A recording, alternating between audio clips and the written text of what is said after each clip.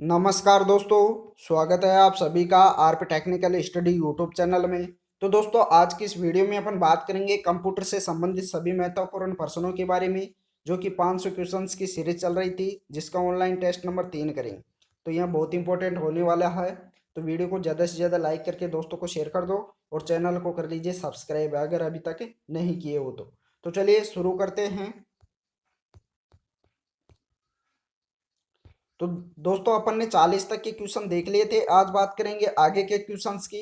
तो question number 41 है, www को व्यवस्थित तरीके से ब्राउज करने और उन्हें स्थानीय भंडारण में अनुक्रमित करने के लिए लगभग हर खोज इंजन एक प्रोग्राम या स्वचालित स्क्रिप्ट का उपयोग करता है, जिसे क्या कहा जाता है। वर्ल्ड वाइड वेब को व्यवस्थित तरीके अर्थात www का फुल फॉर्म क्या है? वर्ल्ड वाइड वेब को व्यवस्थित तरीके से ब्राउज करने और उन्हें स्थानीय भंडारण में अनुक्रमित करने के लिए लगभग हर खोज इंजन एक प्रोग्राम या स्वचालित स्क्रिप्ट का उपयोग करता है, जिसे क्या कहा जाता है। ऑप्शन दे रखा है स्पाईवेयर, एडवेयर, क्रोलर या स्पूलर। तो दोस्तों, इसे कहा जाता है करोलर। क्या कहा जाता है? करोलर। करेक्ट आंसर होगा सी। चलिए अगला क्वेश्चन। दोस्तों, अगला क्वेश्चन दे रखा है हार्ड डेफिनेशन वीडियो अर्थात HD। हार्ड डेफिनेशन को शॉर्ट में बोले तो क्या बोलते हैं? HD। HD वीडियो की रिकॉर्डिंग, रीराइट और प्लेबैक को सक्षम करने के लिए निम्नलिखित में से कौन सा ऑप्टिकल स्टोरेज प्रारूप विकसित किया गया है। ऑप्शन दे रखा है floppy disk, hard disk, compact disk या ब्लूरे डिस्क। तो दोस्तों, इसका करेक्ट आंसर हो जाएगा ब्लूरे डिस्क। करेक्ट आंसर क्या होगा? डी। अगला क्वेश्चन दे रखा है माइक्रोसॉफ्ट एक्सेल वर्कशीट की उन पंक्तियों का चयन करने के लिए जो एक निरंतर सीमा में नहीं है, किस कुंजी या कुंजी संयोजन का उपयोग किया जा सकता है? किसके द्वारा संयोजन किया जा सकता है? ऑप्शन दे रखा है शिफ्ट, अल्ट, कंट्रोल या फिर अल्ट प्लस शिफ्ट। तो किसके द्वारा उन पंक्तियों का चयन किया जा सकता है एक निरंतर सीमा में नहीं है उनके लिए? तो दोस्तों, इसका करेक्ट आंसर हो जाएगा कंट्रोल के साथ में। किसके साथ में? कंट्रोल के साथ में उन्हें उनका चयन, उन पंक्तियों का चयन किया जा सकता है। तो इसका करेक्ट आंसर हो जाएगा ऑप्शन सी। अगला क्वेश्चन बात करें अगले क्वेश्चन की। तो अगला क्वेश्चन है किसी भी संख्या के लिए, जैसे 15, मान लो 15 संख्या है, संख्या नंबर 15 है, निम्नलिखित में से कौन सी संख्या प्रणाली अपने प्रतिनिधि के लिए सबसे बड़ी संख्या अंकों का उपयोग करेगी? ऑप्शन दे रखा है ऑक्टल, बाइनरी, हेक्साडेसिमल या डेसिमल। तो दोस्तों, वह करेगी बाइनरी। कौन सी करेगी? बाइनरी। करेक्ट आंसर होगा बी। अगला क्वेश्चन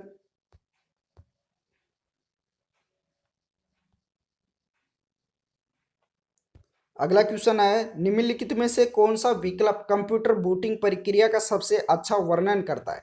इनमें से कौन सा विकल्प है जो कंप्यूटर को बूटिंग प्रक्रिया का सबसे अच्छा वर्णन करता है? ऑप्शन दे रखा है हार्ड डिस्क पर फाइलों और एप्लीकेशन प्रोग्रामों को रिफ्रेश करना। ऑप्शन बी दे रखा है कंप्यूटर सिस्टम को तेज करने के लिए खंडित फाइलों का विलय करना।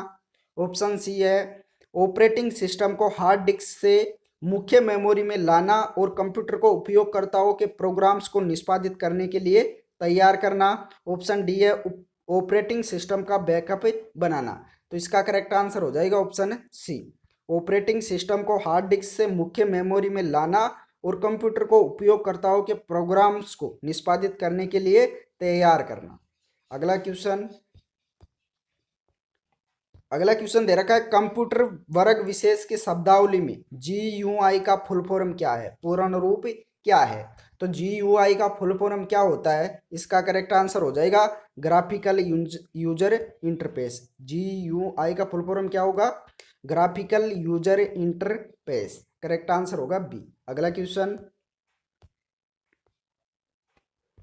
अगला क्वेश्चन दे रखा है माइक्रोसॉफ्ट वर्ड तालिका में एक क्रम में एक सेल से दूसरे सेल में आगे बढ़ने के लिए किस कुंजी को दबाना होता है? एक माइक्रोसॉफ्ट वर्ड तालिका में एक क्रम में एक सेल से दूसरे सेल में आगे बढ़ने के लिए किस कुंजी को दबाना होता है? एंटर, टैब, शिफ्ट या स्पेस बार। तो इसका करेक्ट आंसर होगा टैब को दबाना होगा। एक सेल से दूसरे सेल में आगे बढ़ने के लिए किस कुंजी को दबाते हैं? टैब का उपयोग करते हैं। अगला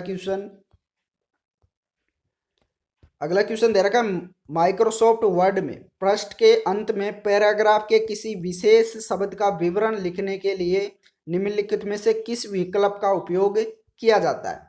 यानी पृष्ठ के अंत में जो पैराग्राफ के किसी विशेष शब्द का विवरण लिखने के लिए निम्नलिखित में से किस विकल्प का उपयोग किया जाता है? एंड नोट, फुटर, टेबल या फुट नोट? तो किसका उपयोग किया जाता है?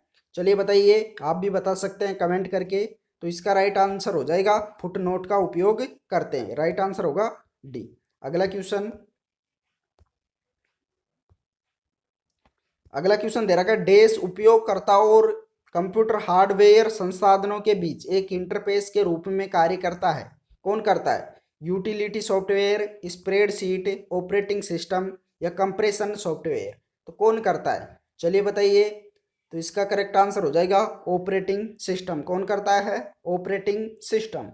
अगला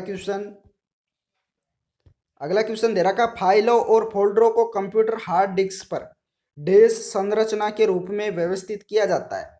ग्राफ, टेबल, ट्री या लीनियर लिस्ट? तो किसके द्वारा किस संरचना के रूप में व्यवस्थित किया जाता है?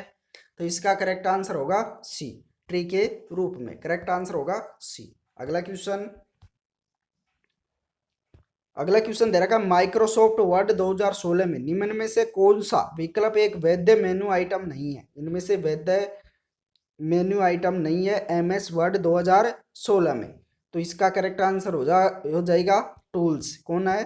टूल्स वैध आइटम नहीं है। जबकि होम, इंसर्ट व रिव्यू ये सभी क्या है? इसके वैध आइटम है, जबकि टूल्स नहीं है। अगला क्वेश्चन दे रखा है माइक्रोसॉफ्ट पावर पॉइंट 2016 में निम्न में से कौन सा विकल्प एक वैध मेनू आइटम नहीं है? अब क्या पूछ रहा है? अब अभी पहले माइक्रोसॉफ्ट वर्ड पूछ रहा था। कौन सा पूछ रहा था? माइक्रोसॉफ्ट वर्ड पूछ रहा था। और अब पूछ रहा है माइक्रोसॉफ्ट पावर पॉइंट 2016। तो इसमें कौन सा वैध मेनू आइटम नहीं है? ऑप्शन दे रखा है टूल्स, स्लाइड शो, इंसर्ट या होम। तो इसका भी करेक्ट आंसर क्या हो जाएगा? टूल्स। इसमें भी वैध आइटम नहीं है। अगला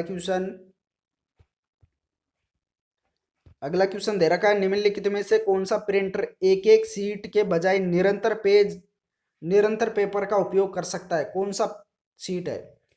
कौन सा प्रिंटर है जो एक एक सीट के बजाय निरंतर पेपर का उपयोग कर सकता है? Dot matrix printer, inkjet printer, laser printer या इंकजेट और लेजर प्रिंटर दोनों ही?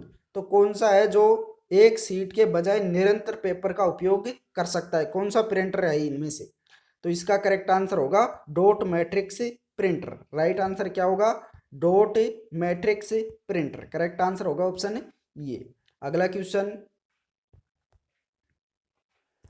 क्वेश्चन दे रखा है एमएस एक्सेल वर्कशीट का डिफॉल्ट ओरिएंटेशन होता है। ऑप्शन दे रखा है लैंडस्केप, ओरिजेंटल, हैगिंग या पोर्ट्रेट।